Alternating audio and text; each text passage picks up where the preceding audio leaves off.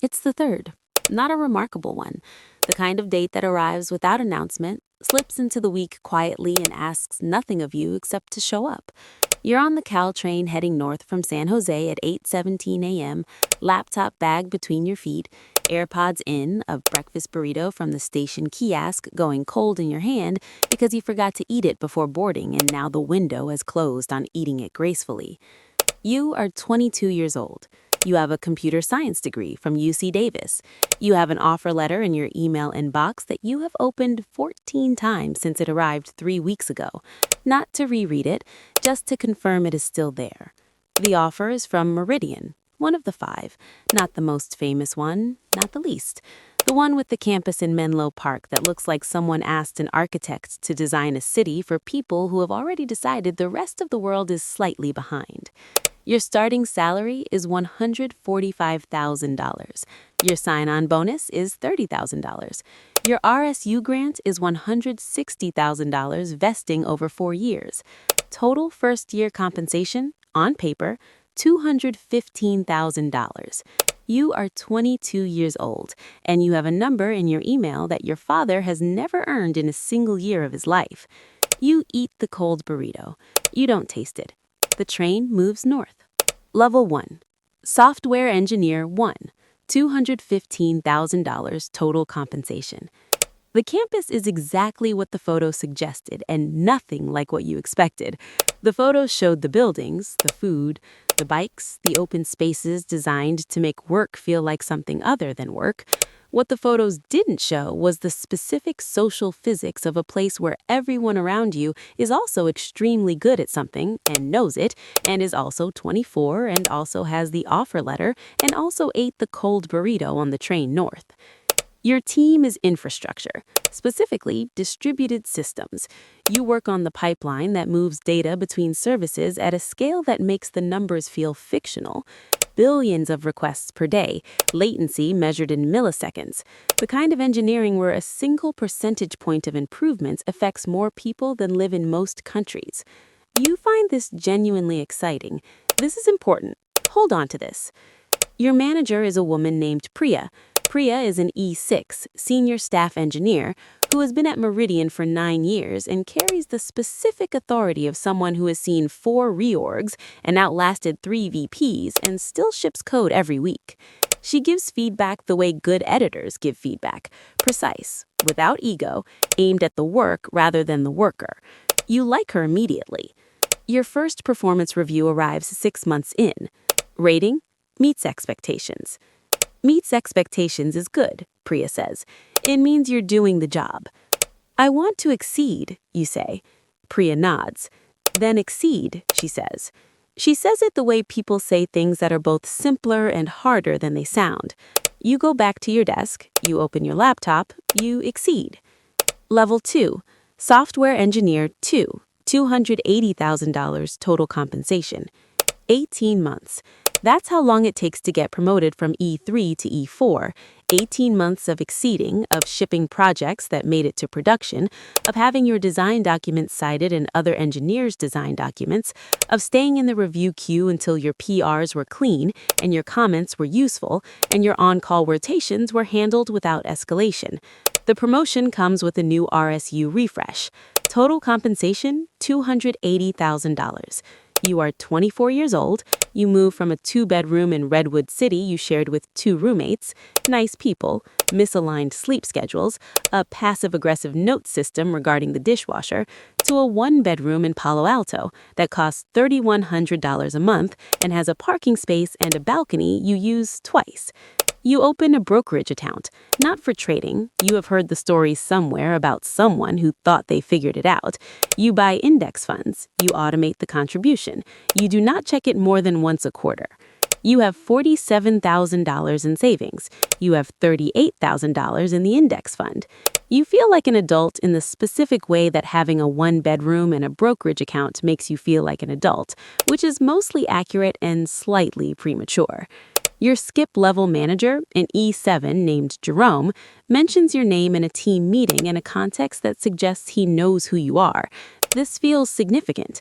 You replay the moment on the drive home. It's on their radar, you think. Radar is good. You want to be on the radar. You do not yet know how many people are on the radar, or how large the radar is, or what happens to the people who stay on the radar for a long time without moving. Level 3. Software Engineer 3. $380,000 total compensation. The E4 to E5 promotion is the first one that feels like something other than time served. E3 to E4 was duration and consistency. Show up, ship, don't break things, be useful in review, handle your on-call. 18 months of doing the job at the expected level and then slightly above it. E4 to E5 is different. E5 is the terminal level, the level where most engineers at most FAANG companies stop, not because they fail, because E5 is a complete, respected, well-compensated professional identity, and the step above it requires something different from what got you here. You do not stop at E5. You ship a project that reduces infrastructure costs by $4.2 million annually, not estimated, measured, post-launch. The number sits in a document with your name on it in a section called Impact. $4.2 million. Priya presents it at the org all-hands. Jerome mentions it to his manager mentions it to the VP.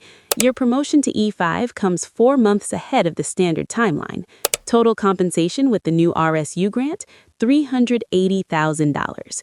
You are 26 years old, you live in the same Palo Alto 1-bedroom, you have $180,000 in investments, you max your 401k. You have started thinking about buying property, which means you have started reading about buying property, which means you have opinions about cap rates now, which is something you could not have said 18 months ago. You know what a cap rate is. Mostly. I'm actually good at this, you think.